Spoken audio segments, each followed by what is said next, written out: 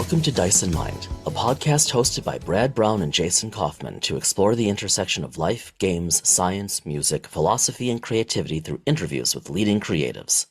All are welcome in this space.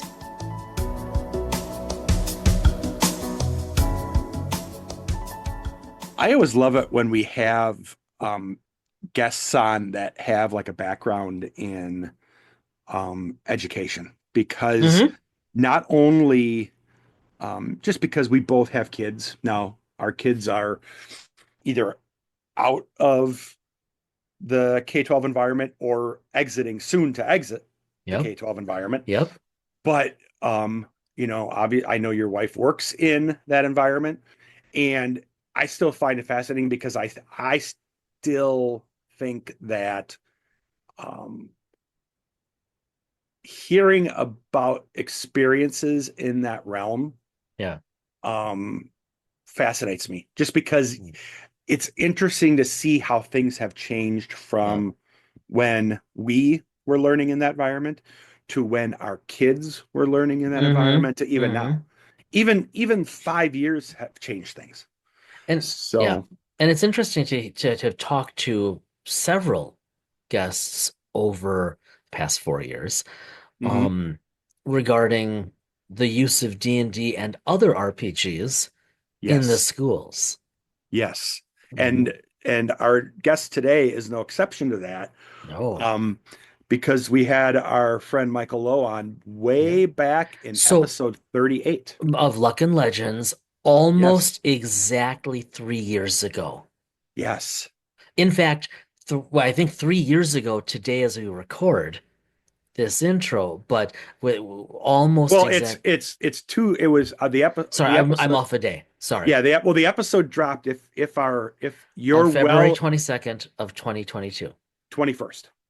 21st. So as we're Yeah. we're breaking the fourth wall as you are wont to do, as we're recording, we Yes. last spoke with well that episode dropped 3 years ago. Well, it's 4 years ago, sorry. Four yeah. years ago, my It's gosh. well, we're this is January. The episode drops February, so just 1 month shy. Right, right. But when this episode, this is good. This is good entertainment for all of you guys. Yeah. When this episode drops, it'll be within a handful of days Yeah. of Wow. 4 years. Isn't that? I mean, Michael Lowe was to my thinking, one of our early guests. Oh, I mean, yeah, he really absolutely. he Yes. and that was one of those discussions that stuck with me. Like anytime we've talked to anyone subsequently about RPGs in the schools, or I've read anything or heard anything about it, I invariably, without fail, have gone to that chat with Michael. I think he was one of our first guests where we really got into the discussion about using Yeah, RPGs as educational yeah. tools.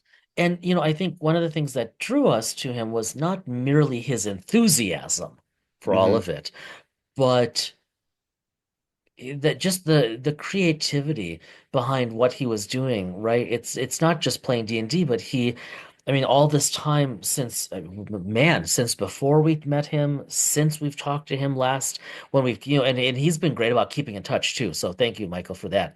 He's been Hmm. really good about that. We appreciate that. But he and his team have created so many games, and they're all different from one another.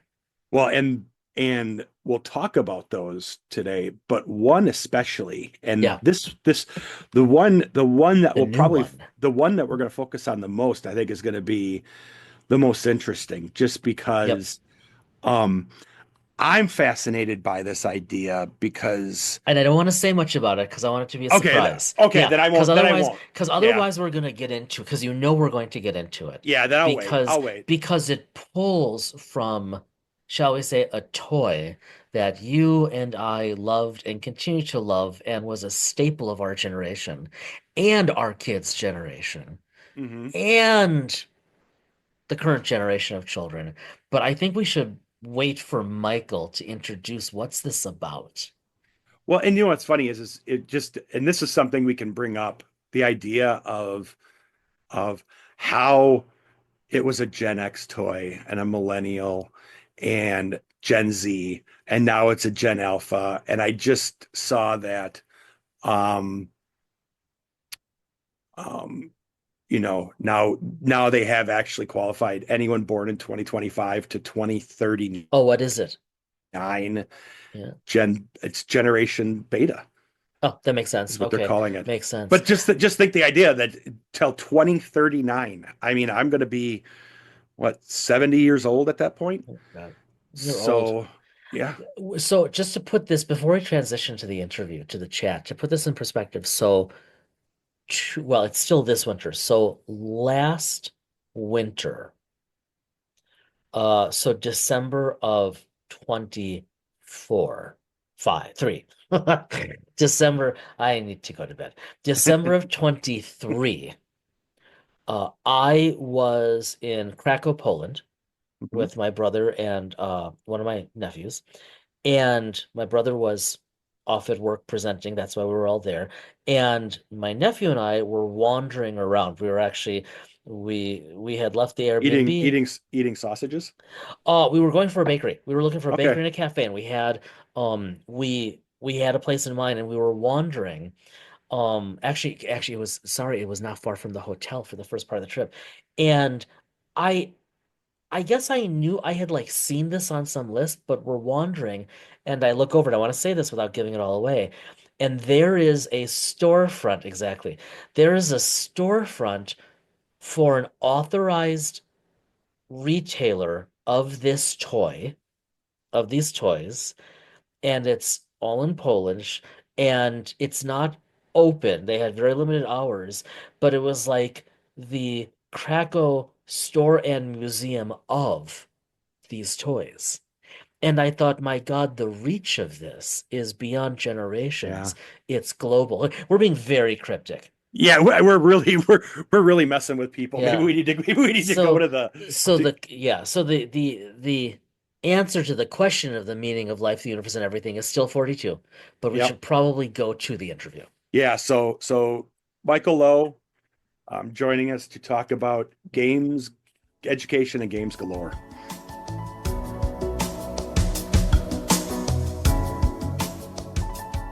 Michael Lowe is a live scan certified California high school English teacher, parent, storyteller, and game designer. He teaches kids nonviolent conflict resolution, collaboration, confidence, critical thinking, and creative writing using games, inspired by a love of learning, not fear of failure.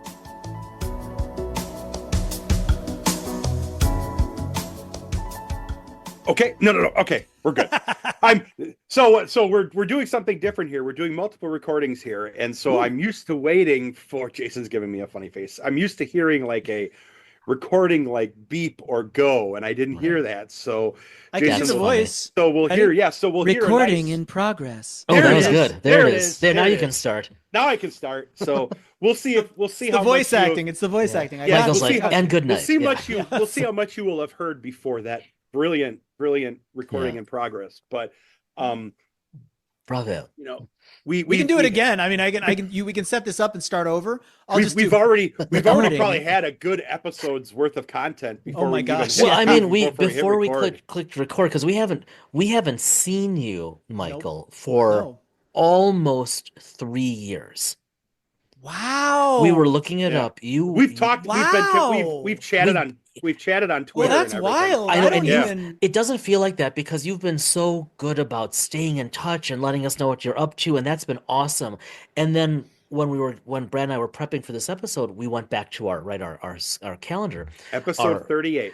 yeah, in fact, when this drops in February, and it's almost February as we're recording, it'll be Mhm. within days of 3 years. And so a very belated thank you from the both of us because you were one of our first guests before we realized that this was going to evolve into an interview show. Oh Mhm. And wow. we've thought of you and like offline talked about you and that and how much fun that was numerous times. And of course, we followed with, I can't do the Palpatine voice, but we followed your career with great interest Oh no. because of all the In the stuff that Palpatine voice, it sounds so much Yeah. more it ominous. does, Yeah. because of all the We'll stuff follow your you've, career with great interest. Yes, no, of that made me course. mildly uncomfortable, but Yeah. you've done so much in that interim. And so, yeah, Wow, have I? I'm like having to you check myself. have. Like, what was I doing 3 years ago? We were Yeah. talking, we were talking about, we talked at that point about, because with both of us at that time having, both personally having kids in Mm-hmm. the Hmm. K-12 environment Yep. and using gaming Mm-hmm. in K-12 environment, and Yeah. just the idea Yep. of how RPGs um Yeah. can be used as a positive force. And like, look now, like I think of your website for Luck of Legends and what it Mm-hmm. looked Yeah. like 3 years ago when we met you and what it looks like now. Yeah. And it's kind of remarkable. That's just me Yes. fiddling with things. Well, that's but that's no, me getting because better at poking the things around. Yeah. I disagree because there are so many more projects on there and Hmm. they all look different from one another, which is one of the most impressive things that every time you iterate, it's like you go off in another direction and it's just cool. That's so Hmm. interesting because I think of them all as the exact same direction, just different takes on the same approach. Nice. Well, yeah, Which say more is about that. well, democratizing and also elevating story gaming. It's that simple.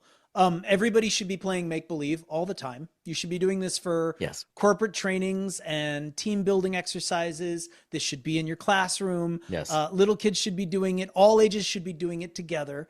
And what's weird to me is that we've somehow isolated and siloed it and turned it into this strange arcane thing that only certain people know how to do. And you have to be invited to the table and you can't really learn it from a book. And, Hmm. you can watch shows where people do it, but they're doing it in a professional way. And you can't do it the same way that they do it. And all of that sounds to me ridiculous because 5 year Right. olds can do make believe. And it has this massive power to Yeah. both bring people together and also really teach them how to collaborate. And then finally, when you use that kind of engagement in building fantasy worlds and building collective narratives, you not only build empathy and socio-emotional skills, you also create a level of engagement that I don't see happening outside of team sports.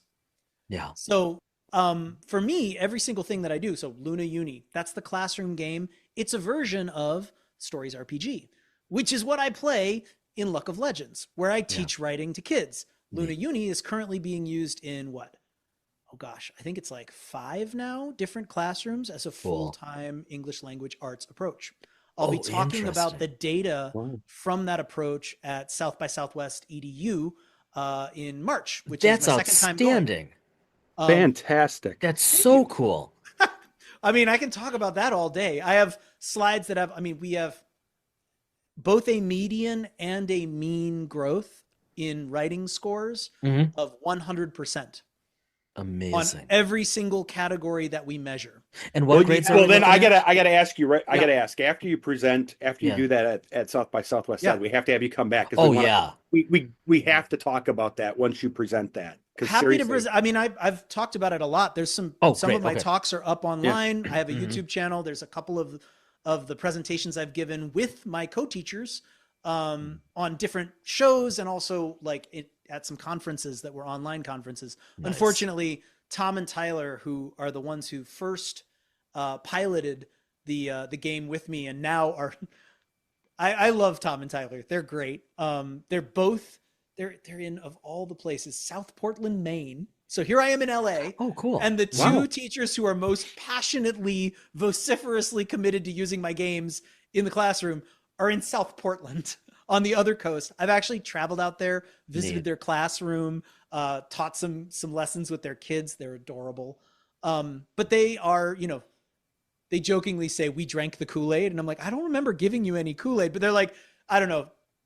Tyler likes to say, I will stop teaching with Luna Uni when kids stop liking games. Yeah. And that to me as a Yeah. designer and a curriculum, both of curriculum and of games, Yeah. is just the nicest thing that anybody's ever said.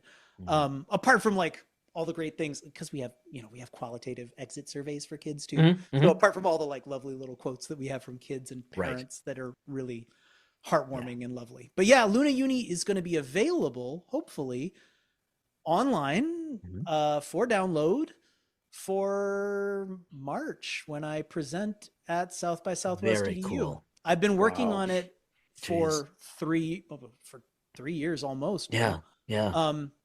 And it's just been, I don't know, it's been very difficult. Like So right now I have a live deck that's almost 100 slides. That Okay. is the Oh my God. entire scripted semester's Mm. worth of chained story pathways that the kids can go down. And then I have a lore deck, which is the deck that the students get and put their characters on and write their stories on. Nice. And between the two of those, it's well over 160 pages. And then there's the teacher's guide, which tells you how to do the teaching. And it comes with supplementary videos and rubrics. And if a kid asks this, here's a script you can use and you can modify it for your, I've gone too far. It's what teachers need.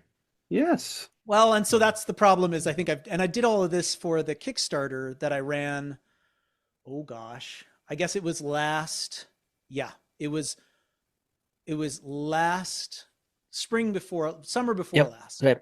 So and it's taken longer than I thought it would to get into my backers' hands.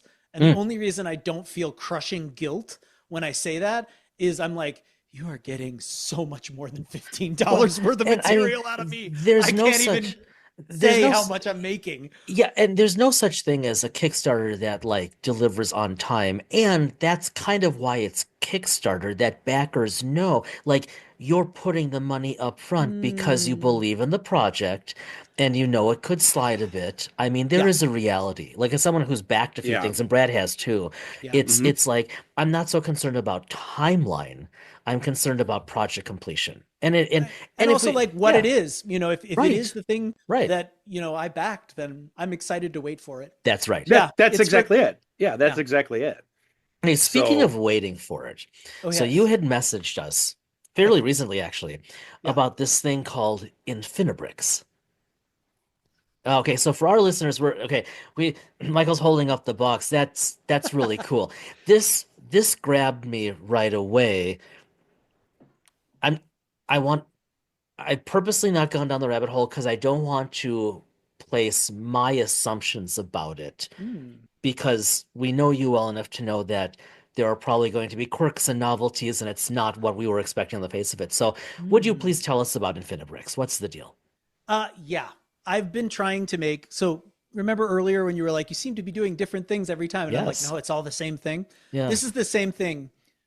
It's the same thing that I've always been wanting to do. Yeah. Only I think I've done it the best. Nice. That I maybe can, which is almost scary. Yeah. I've been wanting to make story games as accessible to all ages as something like Uno. Yeah. I've been wanting to make a game that was as quick to play and intuitive as all of the major games that you can think of that everybody's played globally. So there's so many games that we all take for granted. We all know how to play. And why is it that there isn't a story game that is that? Why is there not a story game, a role-playing game that's in every house and that everybody immediately, intuitively knows how to pick up and play? That's what InfiniBrix is. It's my answer to the question, how do you make that game?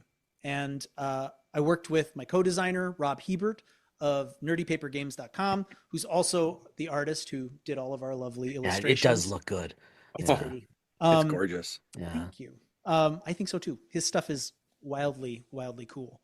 And I'll explain it this way. So in any role-playing game, in a story game, right? I think there is a design obstacle that a lot of people get tripped up by. And I'll use, the dragon game as an example. If you sit a bunch of people down at a table and you say, all right, I want you to make a character and I want this character to be your character. You tell me who they are and what they can do. There are really two kinds of people when it comes to making characters. I should be clear. There are two kinds of people when it comes to making characters. There's type 1 who says, okay, let me tell you, my character is, and then they fire hose, right? It just comes beaming out of them. Second kind of person goes, what? And looks terrified. So the problem that designers get into with role-playing games is, how do you help the people who have the blank page anxiety? Right. How do you give them some structure to shape their creativity? And the answer most people come up with, so you give them classes. You can be a barbarian, or you could be a ranger, or you could be a cleric or a druid, right? And you start doing things like, well, let's roll stats. Stats are these things that represent how good your character is at different things. And because you have these stats, you'll be able to tell what your character's good at. And then you can lean into that. So if you're strong, you can make somebody who hits things a lot or throws things. And if you're really smart, you can make a character who's really clever. And here's the problem. The more structures you create to try to shape people's creativity and narrow the options they have, the more that first kind of person, the one who has the fire hose of ideas, gets slowly shut out. Yep. You get told no. Well, okay, let me tell you, my character's a chef, and they're a chef who works with goo. I'm sorry, there's nothing in the rules for that. We can't do that.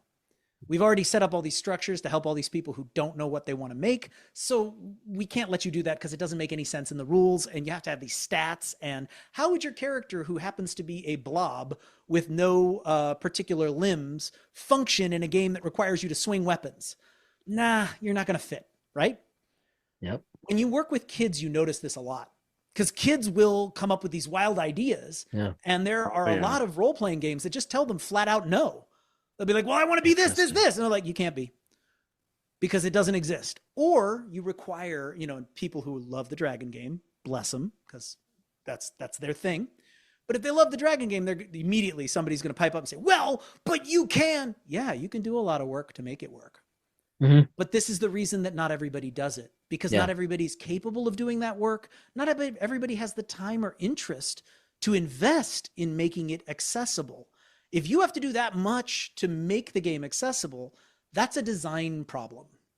Yeah. So in order to answer that problem, we decided to use an existing game. There's already a game out there that's the best possible game in the world. We have to tell for our listeners where Michael's holding up Legos. Really interesting Lego characters, actually. I'm holding up little minifigures. And in case you didn't know, minifigs are, and I want to be clear, this is not just Lego. Lots of people make these. And there are entire, like if you go to Gen Con, you will find stalls that have unbelievable ranges of minifigs. Okay, I gotta say, I'm not into collectibles or figures, but looking at those makes me want to play with them again. They are the most fun you are going to have with minifigures. They're far more fun than lead minis, because you know what I can do? I don't have to like rip his arm off and kit bash something if he changes equipment. I literally just pull it out. If he changes outfits, I can put my dude in a tux when he's going to the ball. Anything I imagine can be represented by minifigs. And this is a type of toy that so many families have in the house, ready to go. And they have all these unbelievable variations on these characters. There it is. There they are. Yup. There they are. All lined up. Yep. So here's the great thing. There's no blank page anxiety when I dump out a bunch of minifigure parts on a table. Within 5 minutes, everyone sitting at that table, no matter what age they are, no matter what their background is with role-playing games or any kind of game, they can be completely new to role-playing, have no clue how to do it. They will put a little person together. And the nice thing is, minifigs tell their own story. You look at a minifig, and already, if I'm a kid, if I'm an adult, I already can tell you things about this character just by looking at them. Okay, he's got a big old beard. He's kind of grizzled. He's got gray skin. He might not be human. Maybe he's some kind of stone creature. Yeah, and he wears the big brimmed hat because, he's hardcore like that. Yeah. And he clearly is carrying 2 digging implements. So that's his thing. He can dig. And when I say he can dig through anything. And he's got a pack on his back, so he is well equipped he's some sort of adventurer. He definitely is ready for anything that goes down. Now, because I have this fig, I can tell the story of who this person is without ever having to learn a rule or touch a rule book or know any lore whatsoever. I know who my character is. Now, how do you turn that into a system that creates drama and is still intuitive in that way that make-believe should be? You look at the toy, you can tell what it does, right? This is how make-believe starts. Well, my guy does this because he's got this. Well, my guy does that because he does that, right? And I can see it on the toy, yeah? Yep. Here's the answer. First off, you write down what your character can do. Nice. So once you've built your minifig, you fill out these lovely little tags. Each of these tags is something about your character that you decide. So what's a trait? Behavior, belief, or personality? Practical I'll be joker, darned. knowledge Look is at that. power, tough guy, right? Yep. What's his ability? Okay, that's a talent, skill, or superpower. Examples are guitarist, martial artist, wall crawler. Gear, that's a tool, weapon, or outfit. Examples, utility belt, phoenix feather wand, stylish suit. Nice. And a bonus. This is whatever you like, right? A free one. And then you've got room down here for, of course, transportation and a pet. Naturally. And then the biggest range is bonds, because this is something you always want to emphasize in storytelling. Who are you connected with and how do you get along? Are Nice. you besties? Are you rivals? That's Are you clever. frenemies? Yeah. Yeah. Now, okay, so you write these things down. Yep. Well, all of that's qualitative, right? Yep. Well, how does this turn into dice? Yep. Well, this is where the design got really clever. The answer is these little guys. These are triumph dice. You tell me you want to roll to do something challenging, something difficult. Okay, I'm going to say, how do you do it? And which of your tags apply? Yep. Every tag that you can leverage to Yes. succeed generates a triumph die. Now, a triumph die has 6 sides. The first 3 sides are blank. 1, 2, and 3 are blank. 4 and 5 have an exclamation mark. That means triumph. 6 has a little plus. I'm also debating with turning it into an explosion icon, because this is where you get the triumph, but you get a bonus die. Add another. Oh, interesting. Triumph, Yes. triumph dice explode. I like it. Now, okay, so what's challenging you though, right? The answer is your challenges have tags too. Those generate trouble dice. Trouble dice have the same setup with only one difference. Yeah. 6 doesn't explode because we're fans of our heroes. Yep. So let's say you are Interesting. Chaz the Barbarian Rock God, and you are going to jump over. Yeah, I love this guy. That's hilarious. I will say, I will be very careful here because there's an NDA involved, but someone who loved the game but was not able to move forward with purchasing it at a company that shall remain nameless created this during a playtest and was in love with this little dude. Yeah. And so I kept him because I was like, oh my gosh, he's amazing. Yes. So Chaz, let's say he wants to distract a guard because everybody's going to sneak into the fortress, right? Okay. He's got glam rock hair. He is massively shredded. And he's got his boombox, which he's going to turn on some amazing rock tunes, as we all do, shred an air guitar on, right? So that's three triumph dice, yeah. Okay. On the other hand, this guard is incredibly loyal, fiercely loyal. Yep. He is heavily armed and armored. That's 2 challenge die. And that's 2 trouble dice, right? 2 trouble dice. I like the trouble. So now when you roll them together, the triumph dice and trouble dice, here's how it goes. Yeah. If they cancel each other out, right? And you get no result, add 1 die of each kind and roll again. Nice. More epic, right? The stakes get higher. There is no neutral result. If you get a triumph, you get what you want. You overcome the obstacle. If you get extra triumphs, you get extra benefits, which can include adding, changing, or removing a tag. You know what? Yeah. Petey the guard is now my buddy. I'm going to write him down on my bonds. Hang tight. Petey's going to show us in. That's my guy. We jammed out together. He's my boy now. If you get a trouble, something bad happens. So this is where you get into resources. If you notice, up here in the corner, hearts and spark. Now I get to show you my fun thing. This is where it gets really fun. This is the dice stock. What? Yes. Oh, that's cool. Fun fact about the classic 16 millimeter standard D6. Yeah. It happens to fit perfectly. I'm going to let you hear this. Ready?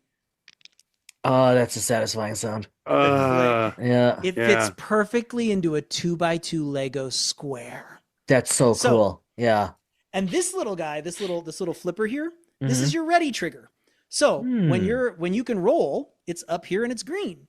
Once you roll, you flip it down. And then when everybody's down, everybody flips up again. No need for initiative, turn order, anything like that. We know exactly whose turn it is. Why? Because we know that the people who have the green can go if they want. If they have something they want to roll for, great, they roll. This solves so many problems, especially with kids who might have a hard time staying put. Oh boy, but it gets so much better. Just wait. So, hearts, you know what those are, right? If you have a trouble, you might lose a heart. Losing a heart could mean damage, but it could mean you're embarrassed, you're tired, whatever, right? Spark is your creative energy. So we call characters in InfiniBrix figs. That's short for figment, because in InfiniBrix, you are figments who exist in the Infiniverse. It is an endless chain of realms, each of which is an imaginary realm. And most of the people in those different realms don't know that they're figments. Right. So this is why you could have Batman, Chewbacca, Princess Leia, all of them could be in an InfiniBrix game together, because Batman believes he's Batman until he learns that he's actually a figment. So the main characters in InfiniBrix are what we call inspired. They're like Neo in the Matrix. They're figments who know that they're Jason, you could actually be Captain Underpants in there. Exactly. Oh Finally. yeah, you could be anybody. Finally. So here's the thing. As an inspired, you have your own creative spark. That's the spark die. You have 6 spark points, 6 hearts, right? Oh, interesting. Now here's where things get really cool. Remember when we were doing Triumph and Trouble dice? Let's say you're facing an overwhelmingly tough situation. There are way more trouble dice than you want to deal with. You've got a handful of these things, and you've only got a couple tags that apply, and you're just looking at like, oh man, I'm going to blow it, right? Spend a spark to get an extra triumph die. There it is. And the other thing you can do, spend a spark to just create a tag, remove a tag, or change a tag.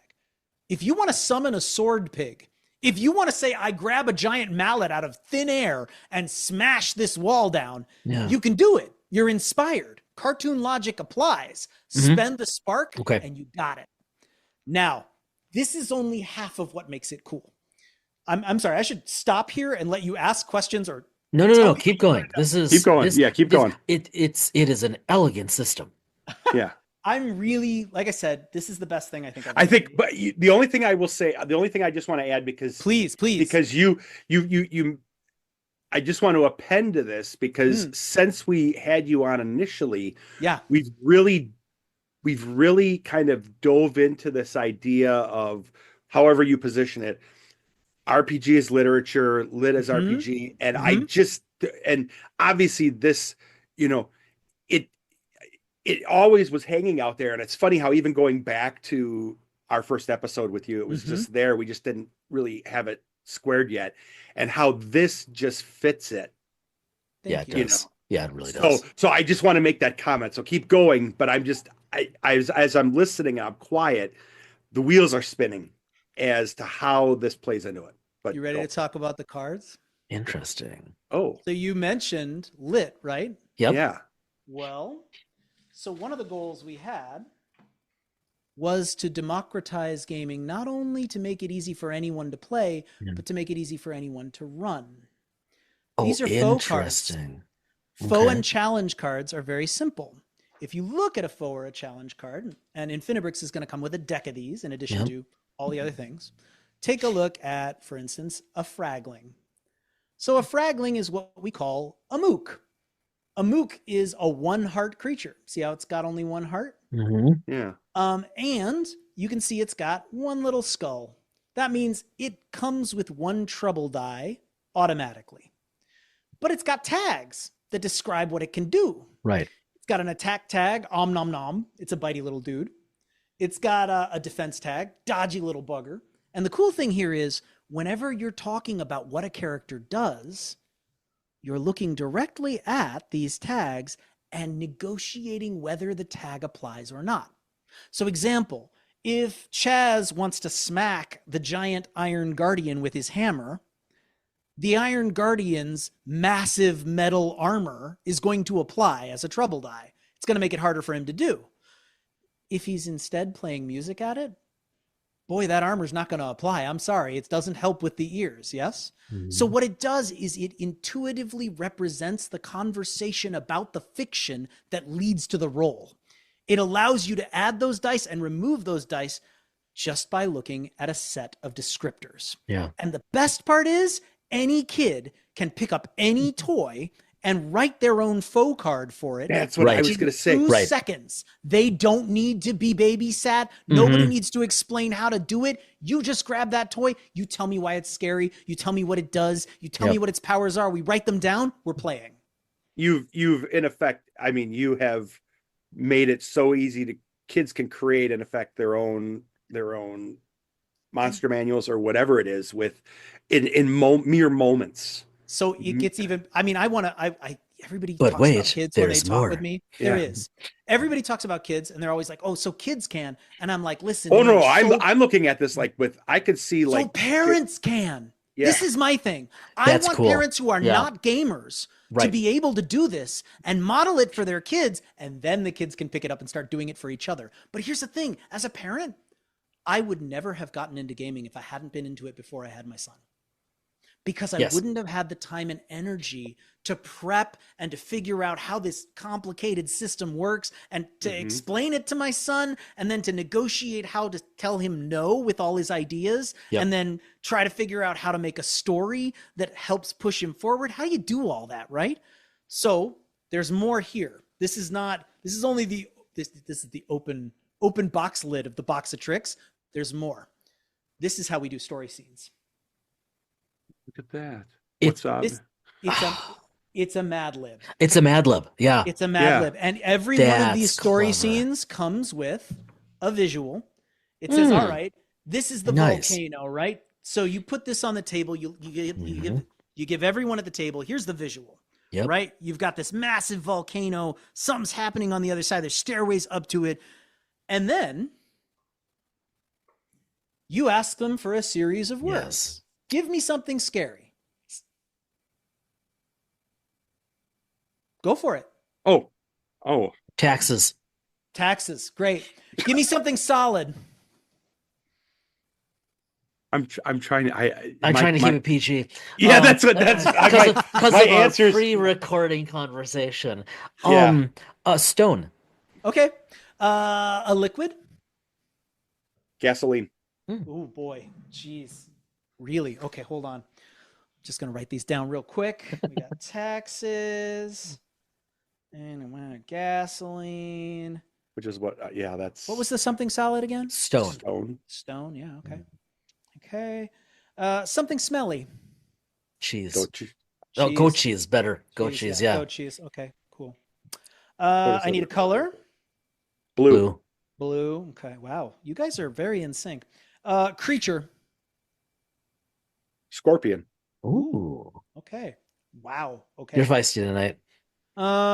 Clothing item, plural. T-shirts. T-shirts. Okay. We're gonna keep it simple. Yeah. Musical instruments. Trumpets. Material. Wood. It's nice and broad. Wood. Mm-hmm. Y'all are so vanilla. Dangerous object. Throwing axes. There we go. Okay. There we go. That's Jason. Right. That's the bane of Jason's characters. I had to. That's great. Swimming creatures. Platypus. Oh, thank you. Okay. I'm feeling it. Food. I said loot, but food. Yeah.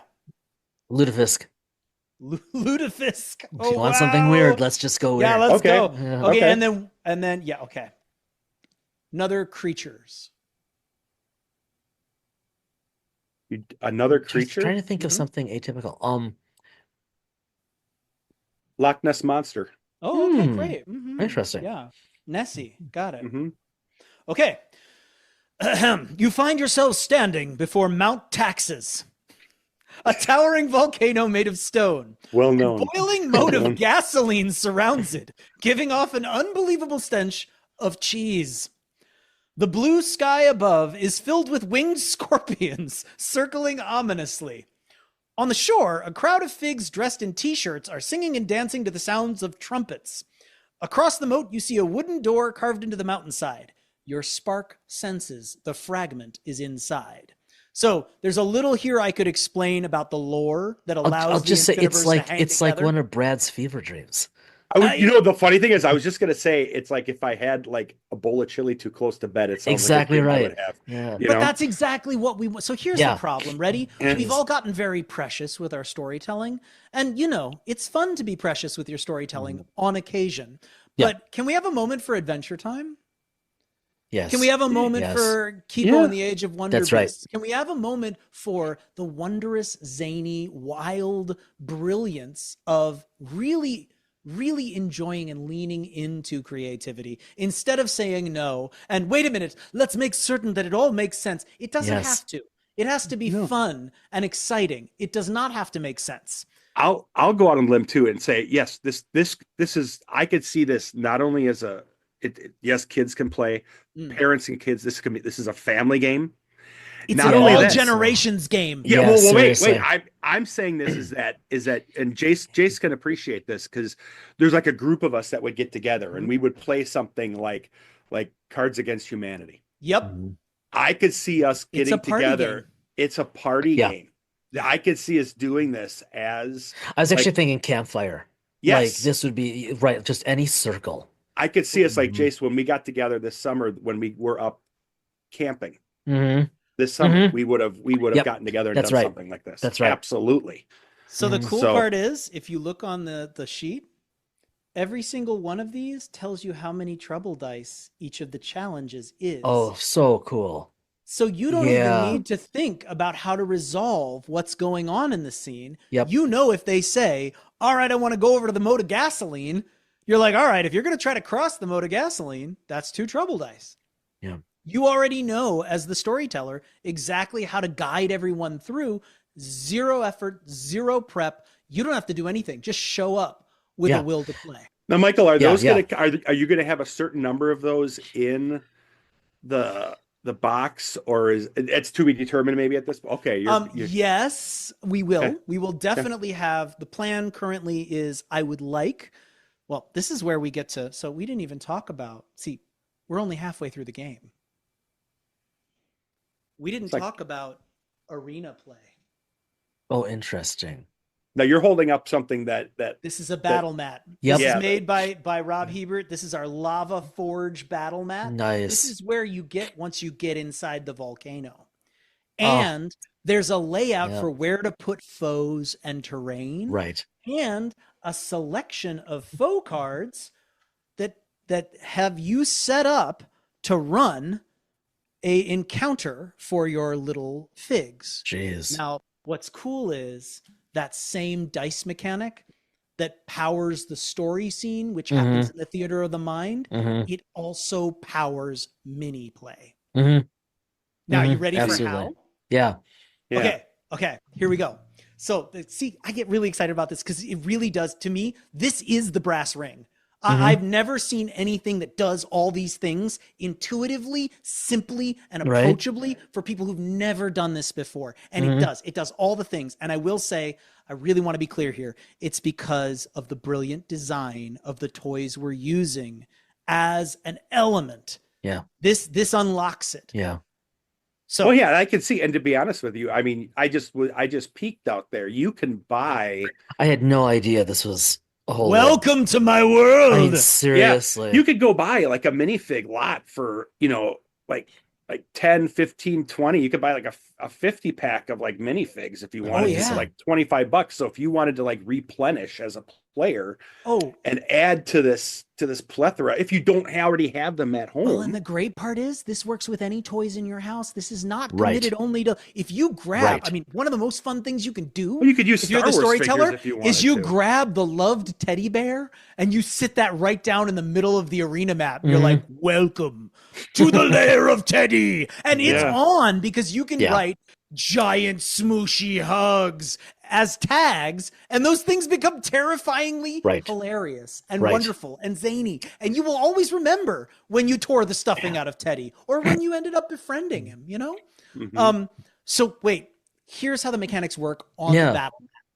So every little character gets each round, each time they do something, they get to move, and when they move up to 10 studs, which is standard piece. Yeah, You know what that's else so is cool. fun? Yeah. 10 studs is also the size of a Lego wrench.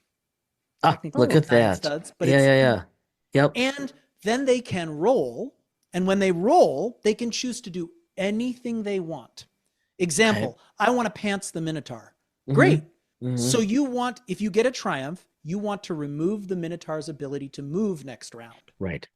Or do you want him to lose a heart because he's embarrassed that you saw his heart-shaped boxers? Yeah, who wouldn't be? Which one? I mean, you wouldn't be. It's okay. Yeah, I wouldn't it's be. just Yeah.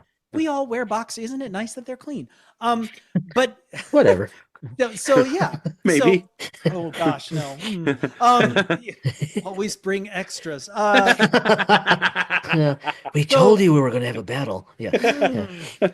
So the cool thing here is when you decide your character wants to do something more exceptional. So let's say I want to hit a character who's not within 10 studs. Yep. So they're out of range for me.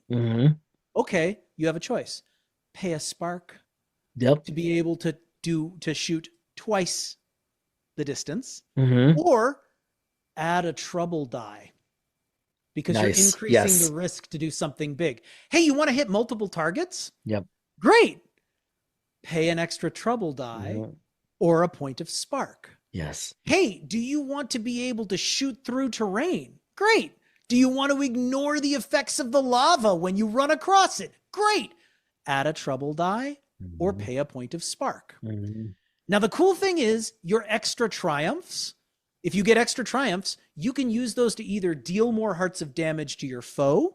So example, here's a great example. And I should go get the actual mini for this because this was, Rob actually drew this based on the actual figure that my son built. This is that's cool. Iron Guardian. Yeah. And he's this big golem-like critter. Yeah. So he's got 6 hearts and he's a mega. So it goes Mook. Those are the 1 heart guys.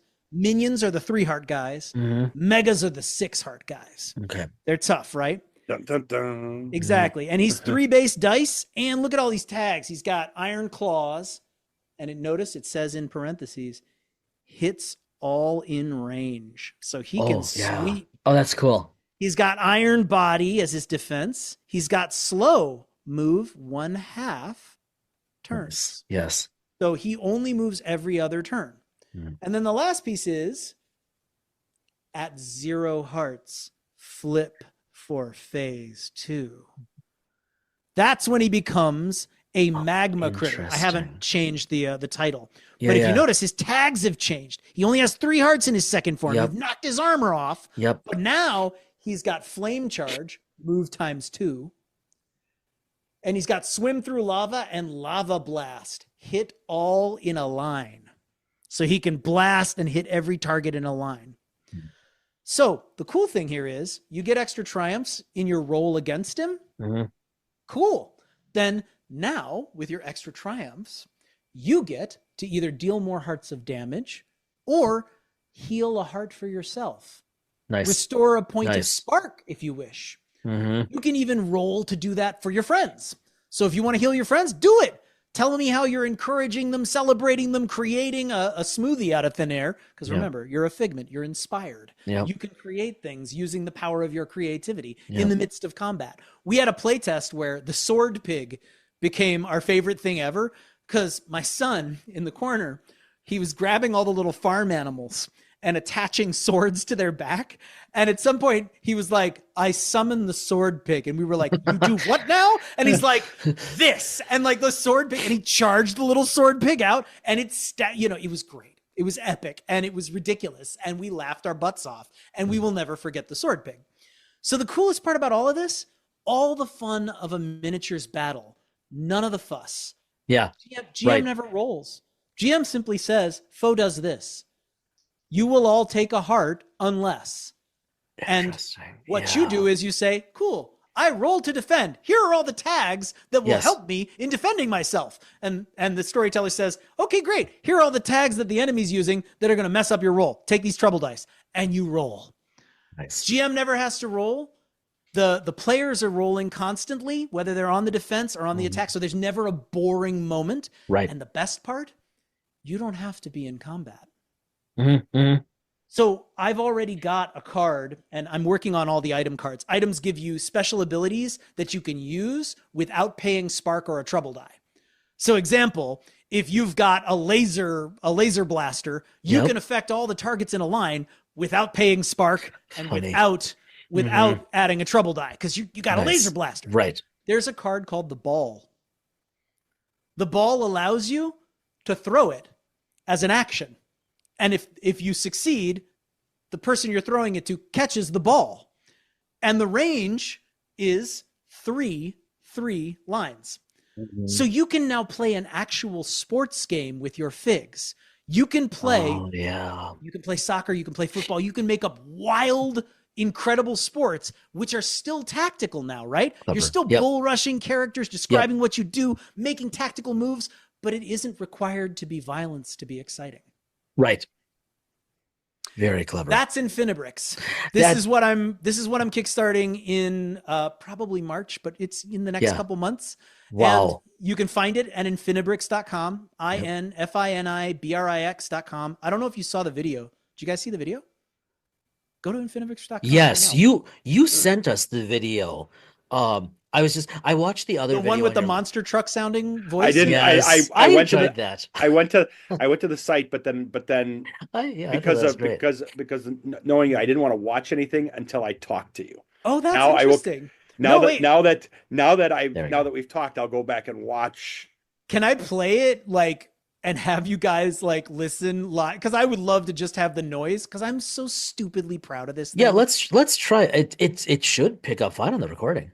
Yeah. Okay, because the reason I just make sure when you go to share, just there's that little checkbox where it says to share audio as well. Yeah, absolutely. Share sound. There we go. Yeah. Because the reason I want to show you this is a labor of love for me. So lucky enough that I have a good friend who is a videographer who hooked me up with another friend who is a videographer who gave me a very reasonable rate on coming to my house and recording a bunch of people playing this game. But I had to do all the layout and direction and all the captions and the voiceover, and I found the music. And I think it does precisely what I wanted it to do. And so I feel very foolishly, sillily proud of this ridiculous thing. So here you go. And let's see if it works here. I'm gonna close this. It's time to play with your toys. Welcome to InfiniBrix, the only storytelling, role-playing, toy-mashing game where your imagination can truly run wild. Want to play a monster truck wizard? How about a dragon princess skeleton? Or a chicken? Other games say no.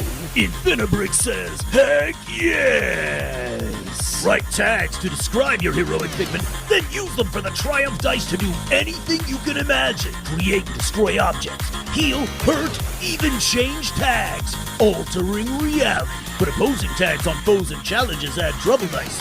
So roll big or go home, because that's where you keep your toys! InfiniBrix comes with a rule book to get you playing in minutes, a pad full of fill-in-the-blank story scenes guaranteed to make you pee your pants laughing, a pad of character sheets and blank foe and item cards so you can create your own wild adventures, double-sided battle mats for the most legendary showdowns ever, triumph and trouble dice for epic gambles, heart and spark dice for 6 players, and a deck of challenge and item cards for even more action!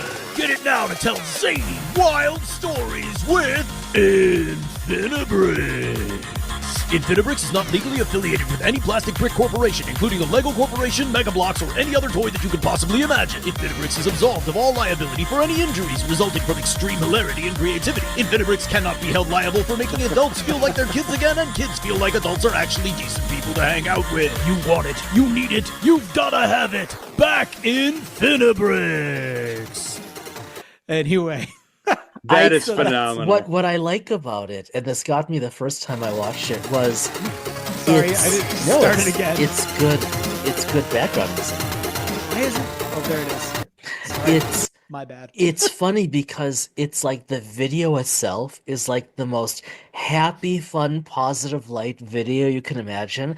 And then you've got the WWF narration in the background. Well, my goal was 80s. So this Oh, is you I you hit wanted it. childhood. I Yeah. wanted I Yeah. wanted that feeling of, this is a pitch to parents because I got to be Yeah, honest, right. I don't think kids need to be taught how to play make believe. Parents do. Uh, Yeah. Actually, I'll just say adults do as a category. We all Yeah. need to be taught how to play again because it both restores our energy and our positivity, but it also connects us with each other. There's so much written about how hard it is for people to make friends as they age. And I'm like, if you were playing games with people, you'd be making friends.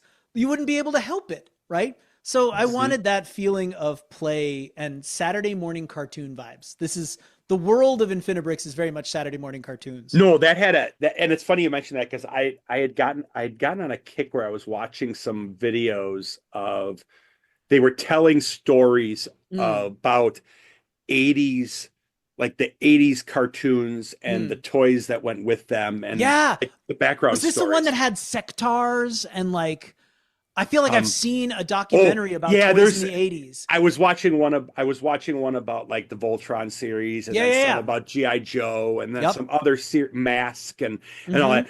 So it's funny you mentioned that very thing because when I watched it in the middle of these videos, they do like a little fake commercial, Yeah. and it had that same vibe where it had That was the yeah. that it had So that very cool. vibe to it, and Oh. even the logo, the way you have it, it just has that vibe. So whether you're a Gen Xer or you're a millennial as an adult with kids, Yeah. I believe it'll resonate. And what I really appreciate is, you know, on that table and what you showed, you said it, you aren't limited to minifigs.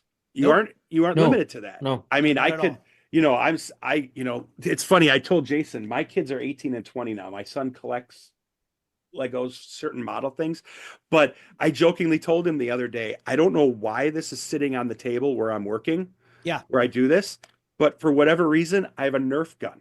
Nope. Yeah, I've been toys are wondering why you've been fun. hanging on to that for a while. Yeah, I don't know why it's here. You don't need a reason. You don't need a You know? reason. Play is fun. So I Yeah. feel like So That's right. there's some weird thing that happens in let's be honest. There's a capitalism thing that happens. And the capitalism thing starts happening in school at some point. How are you being productive? Yeah. Are you meeting your quotas? And the truth of it is when you're having fun is when you actually not only like re-energize, but it's also when you create. It's when you Yeah. revitalize. If you don't have fun in what you're doing, you eventually stop doing it. There's a reason a lot of kids end up feeling like going to school is sort of like being told to mop the floor. Mopping the floor is a necessary thing. You need to clean things, but it's not fun.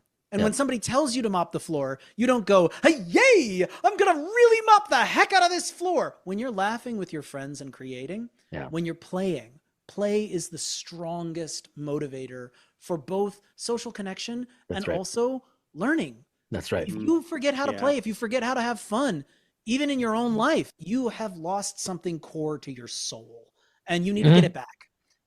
So that's the other thing for this is I want everyone to play and I want everyone to be able to play. And I don't know, everybody who role plays, we all know how amazing it is. And I always used to think like, how ridiculous is it that not everybody can do this? That's right. Why is it so gated? Why isn't everyone doing this? And so this is my big brass ring swan song attempt to really get everyone. Well, I would hope it's not a swan playing. song by any stretch. I think No, this is really this is but- pretty remarkable. This is, I mean, you had me at peeing in your pants hilarity, but this is really, I mean, needless to say, we will have among the other URLs out to you and your stuff. We'll have the Kickstarter URL out there. I mean, let us know because we'll do what we can to get this out there. And Well, push I would it think too. I would think too. It it's so sounds to cool. me like the Kickstarter is going to come out around the same time. It sounds like you're Oh. going to be back from South by Southwest anyway. Perfect. That's the truth. We're going to have you back on hopefully Oh, within the yeah. next couple months, and we'll be able to talk about it. Hey, I don't want to, as we wrap up here, I don't necessarily want to end it on a downer, but as we wrap up, Mhm. you know, I think anyone can come back and listen to our episodes at any time, but I Yep. think it's appropriate and important we talk about this just for a moment Yep. as this Thank drops in February of 2025. Yep. LA has gone through hell Yeah. the past couple months. It's still going through. It's It has, as we record and this, it's and still as we in are the midst of recording it Yeah. tonight, it's going through, and it will be going through for quite a while. We talked about this a bit before. LA Dream Center, Yeah. I got a thumbs up. That's Yeah. sort of inappropriate, but Yeah.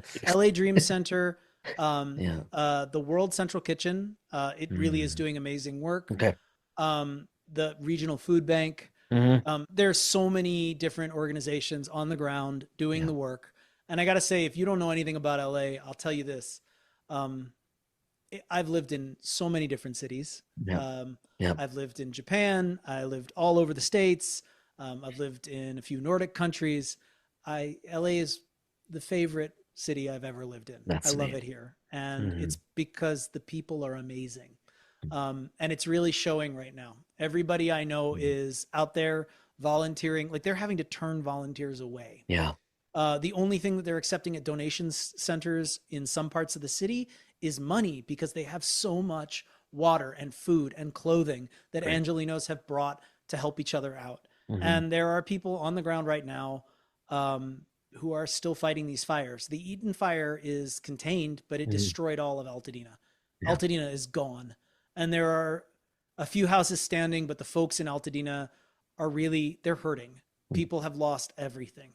The Palisades, I don't know. I'll just be honest. I've heard some stuff online. People say things about rich folks. For every single rich person who lost unbelievable amounts, and I'm not one of those people who thinks anyone deserves misery. There are countless blue collar folks who have lost all of their livelihood. All their clients are gone, and their entire life structure has disintegrated. So if there's a way you can reach out and help folks in this city, please do it. If you have any impulse to give, there are so many great places for you to do that. LA could use your love. Yeah. So I wanted to make sure that we mentioned that. We didn't start off it, and again, not to end on a down note, but thanks for that. But you're out there, and we needed to. It would be a great.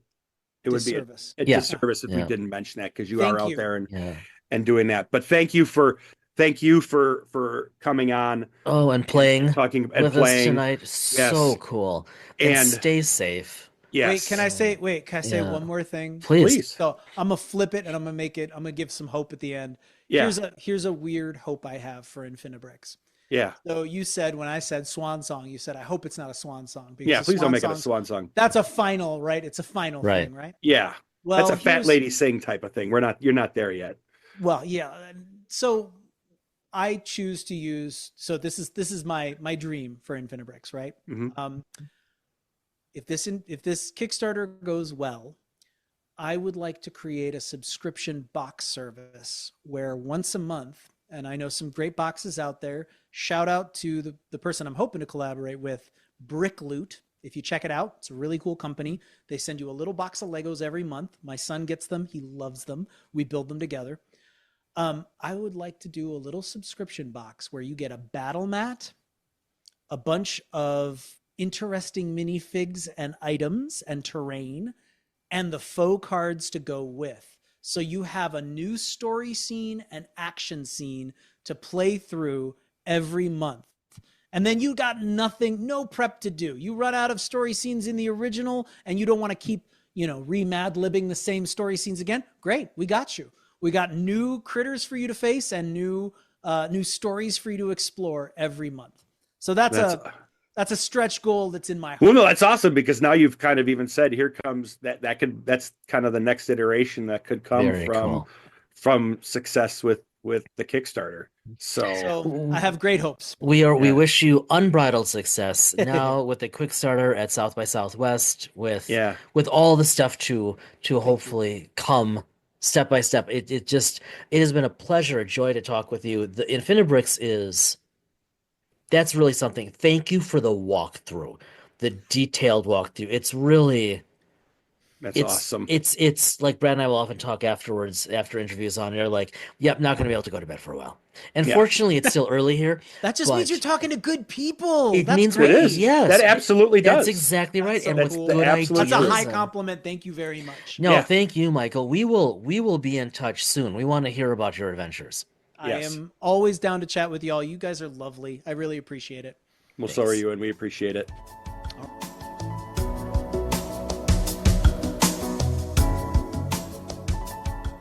Well, thank you, Michael, for joining us again. And we're going to make sure that it doesn't take another 4 years before we have you back on again. Yeah, Just because, 3.5 max. Yeah, because you got you. There's too much going on, Yeah. and just definitely we need to stay in the loop better. We need to do a better job of that with you. And thank you again for taking the time. Yes. As we head over to the Loon Cafe, if you don't mind, let me hijack it for a minute because Please. I'm going to backtrack on a prior comment that I made, because It was wildly inappropriate.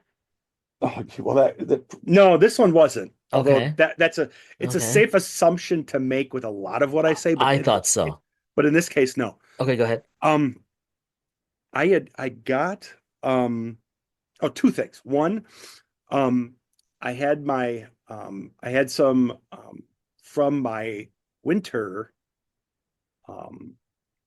purchases Yep. at Modifius. I had my credit come up and got an email that a new Dreams of Machines source book came out. Oh, interesting. But I had been I didn't want to order that on its own just because of shipping costs. I kind of want to. Yeah, that's fair. So I just went online and I noticed, oh, guess what? The second edition starter kit is in stock. Oh, yeah. Yeah. So between the second edition starter kit, So we should and that say book, Star Trek Adventures second edition starter kit. Yes, Yeah. thank you. So pick that up, and the new Dreams of Machines source book is on order. Oh, very cool. And thanks to my credit that I had, I think I paid. It was very minuscule. So I'll have that coming here in the next couple of weeks. Oh, that's cool. We just did our review on the second edition. So Yep. But I needed to, because I am a collector of the STA system. So It's just a great starter set. Yeah, It's just a great starter set. it will go onto the shelf. And the Dreams of Machines stuff, I'm really a fan of. I like the way that they have produced the material. It is Modifius IP. I was lucky to be on the list or on the mailing list. I didn't have a group to play with to be part of the play test, but I watched the Discord and I got to see the discussions and read it. So became a real fan of it before it even launched. So as my way of thanking them, I have kept up and purchased it as Fed the it came out. addiction. Yep. Good man. The other thing that came in today was a box that came in from a company called Cubicle 7. You go on. Andrew, you've had a busy day. Yes, because you know everything else that happened I today do. as we recorded. Yeah. And this one, it's okay, everybody. They're not going to press charges. No, they're not. No, they're not. No, don't even joke about that. God, I still have to have my background check done. So, but this had been something that I had ordered before I dug into something else that I had purchased. And that is I picked up a couple books when I was looking at Wrath and Glory. Yep. And so I had a box arrive today with some Wrath and Glory materials that Nice. transcended just the starter kit. Oh, interesting. A couple source books and things like that. I'm going to formally apologize on air for getting you in that rabbit hole. Yeah. Sorry. Well, that's okay. Yeah. Because why I said originally that I'm might have to backtrack is Yeah. I think that and I can only say this because I had only a couple hours. Yep. Yep. And I didn't talk about this with you today when we talked on the phone earlier, because I was in the midst of reading and kind of researching. Probably because we did not talk on the phone earlier today. Did we talk text? Did we We text earlier today? Yes. Oh, Yeah, we texted much earlier today. okay. Well, when we texted, I didn't Hilarious. mention it. Yeah. So we communicate all the time, and I sometimes But forget again, whether you it's had text or talk. but in all seriousness, like you did have a lot going on today. Yeah, I guess. Wow. Um, ooh, yikes. I guess Alzheimer's is creeping up on me. But I guess the voices are in my head. There might be some potential for me to run a game if I could convince like maybe someone else to join us. We'd have to have another. Yeah, and I'm thinking if we could get and I wouldn't do it until after we got through some time of doing our existing STA adventure. Yeah, I wouldn't want to overlap it right now. Yeah, I agree, but I mean, like, I think a one shot would be a That's lot what it of would fun. be. Yeah, It would be. yeah, I just with everything else going on, yeah. I would want time. But just as I delved into some of the more of the source material at a deeper level than what was in Interesting. the starter thing, Yeah, um, I saw more there that would allow you to do the shoot 'em up stuff, which is I think what kind of initially drew your attention. yeah. Well, yeah, yeah. I'll just But say yes. but also allow you to kind of play on the rogue fringe, which you kind of like doing to begin with. Yeah, That interesting. you kind of like playing on that fringe edge. Yeah, yeah, You know, you can play, you know, as part of the Imperium and be you know, go that route if you want to. But I think there would be a way where I could set it up where you could have some fun and we could do it yeah. in a way that would make it interesting. And it may end up being just that one shot and we're like, okay, that was fun, but I don't know if we'd ever be able to replicate it and have it that fun again, and that would be it. But I Yeah, still think that's at least fair. I think a one shot would be worth it to play at a minimum just to try the dice mechanic. Interesting. I mean, obviously, I'd be game. No pun intended. You Yeah, know, I like where you're going. so I think I'm going to put that one back on the docket for 2025, but I think it sits there below STA, and I think it kind of sits there with what we've talked about with Traveler and below GURPS, because GURPS is still Yeah, yep, my world building exercise that I'm yeah. working on. Good because I love And it. So and we obviously have another project that we can't really talk about yet that yeah, is yeah, sitting kind of like high priority for yeah. us right Although now. that's probably long term, longer Right. horizon. Yes. Yeah. Yes. Yeah. Agreed. Yes. Yes. Interesting. So yeah, that came in today, and I will say that from the quality, and we haven't talked about this as much, just because when we talk about like especially the Star Trek material Hmm. from Modiphius, it's always like Yeah. top notch in What do you terms of the think? quality. Yeah. What do you think about Um, Wrath and Glory? Cubicle 7 really puts out top notch, Yeah. um, top notch in terms of binding. It's always hard to tell this stuff from PDFs. You just can't get Yes, a. top Yeah. notch. It's really, That's really good to well hear. done. And I Okay. know in the past that it's been hit or miss based off of who's published and where the material has come Right. from. Right.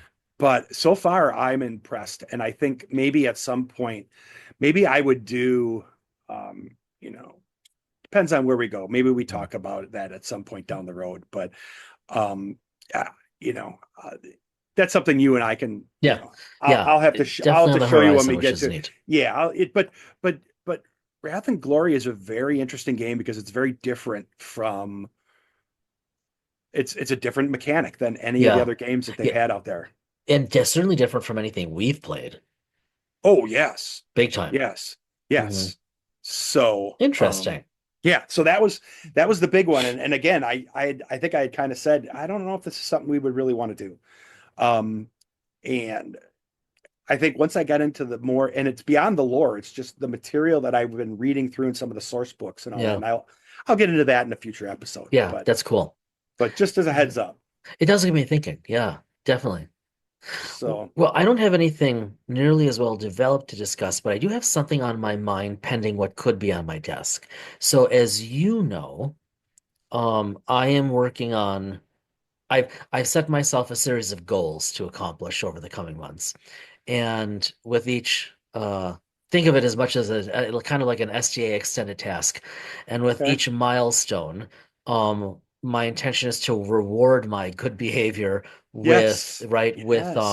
with some kind of RPG book or swag or something. And what am I as part of that? I am the enabler. You are the enabler, thank you. Yes. And this past week, it was just this past week I backed up a bit. But I mean, as you know, that like it kind of it ebbs and flows. But Yes. the tangent like today has been really good. So in the next week or so, I'm gonna hit my first checkbox. And I've been going back and forth a lot with what would I be interested to get? And I'm kind of all over the place.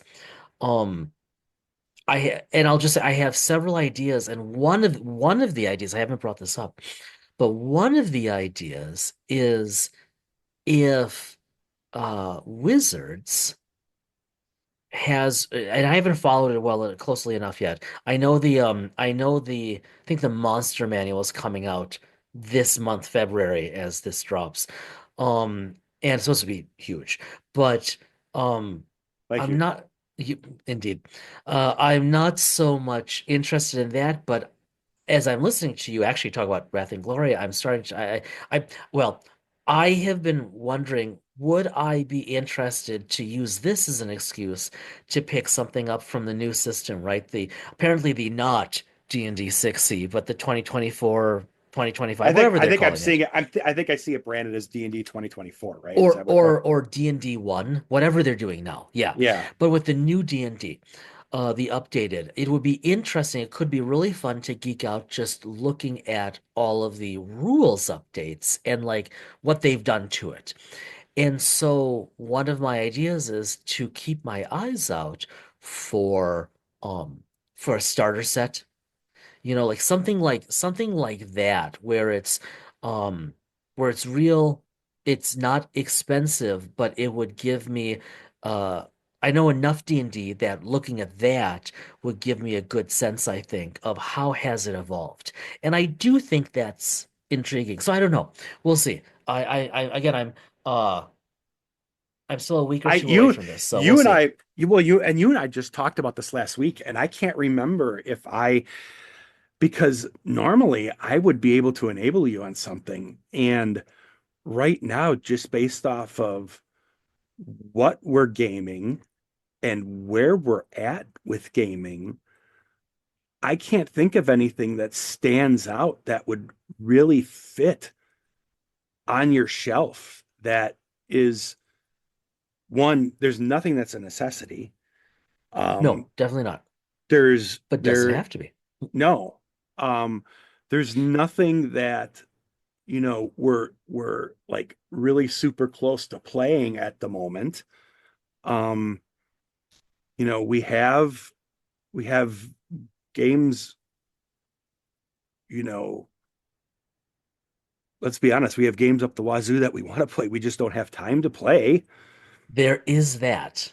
that Yeah. we just don't have time to play. And um so yeah, wow. I was gonna ask, might as well do it since we're on the air. Have you gotten far in Mistborn? Um, not, I mean, not nearly far enough. Um, I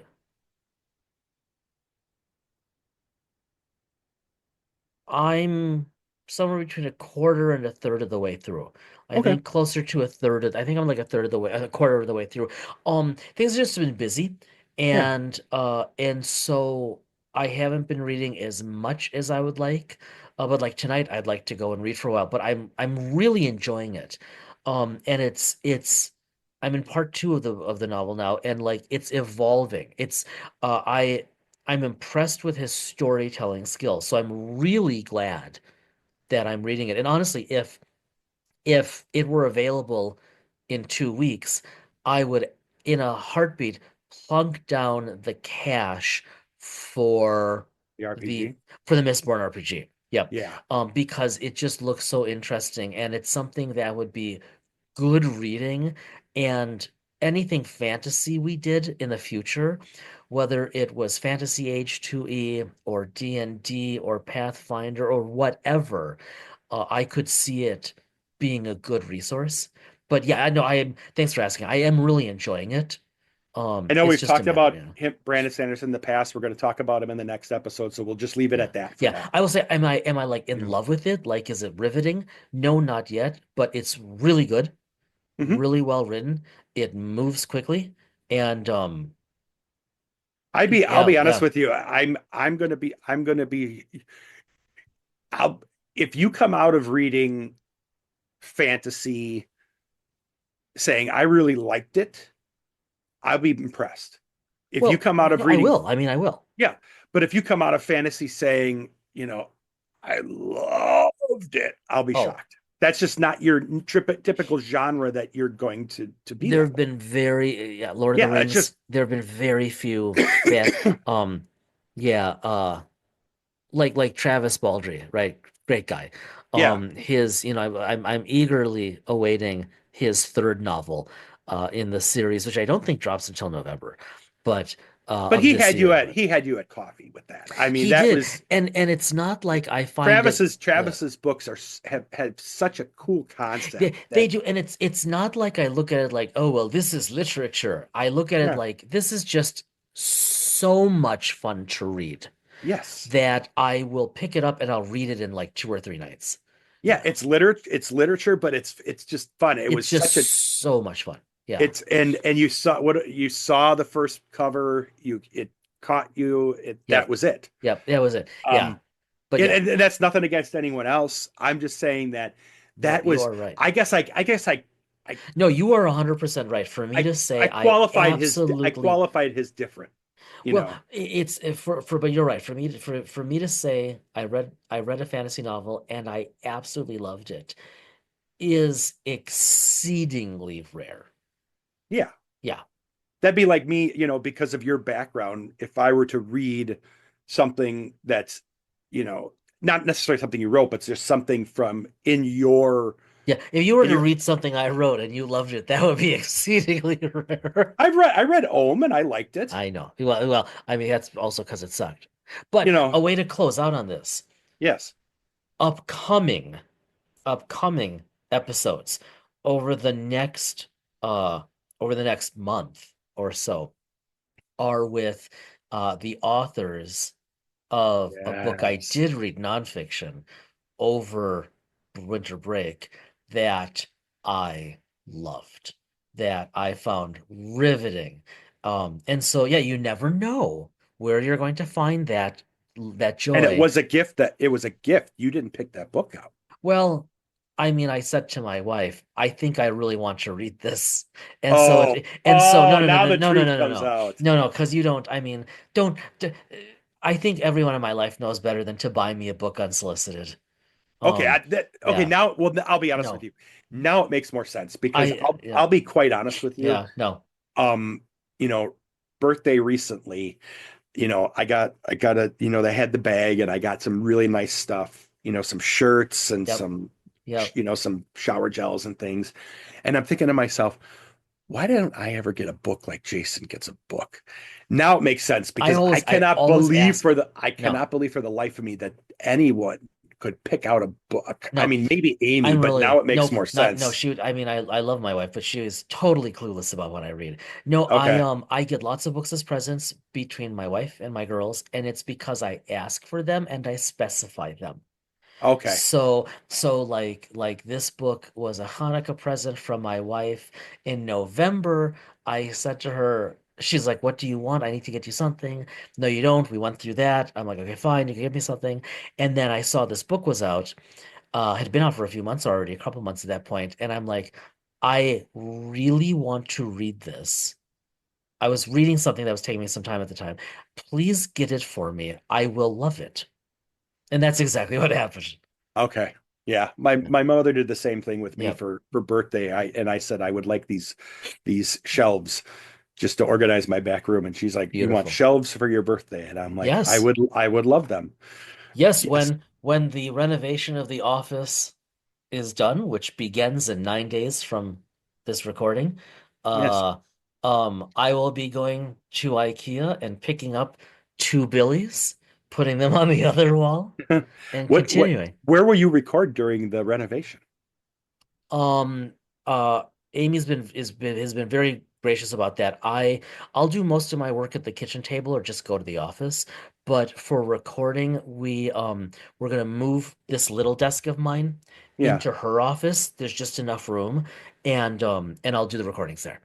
got it. We'll Okay. yeah, we Dice and Interesting. Mind will carry on. No one can see, of course, but Yeah, although no, but I do have the frozen snapshot of you doing your George Costanza impersonation of Coco the monkey from Seinfeld that I could post out there on Blue Sky or whatever. And you outstanding. so I haven't done that yet. Yet. Um, and with the way things are going, I think I'm just going to start saying Blue Sky first for instead of X because I don't know what's going to happen on X. Oh my God, well, that's you and I'll talk about that offline. That's been on Yeah, my mind. yeah. Yeah. All righty. I'll let you Oh, I'm handing over the mic to you to yeah. send us to oblivion. All right. Or the next best thing. You know the deal, everyone. Be well, stay well. We'll see you in a couple of weeks.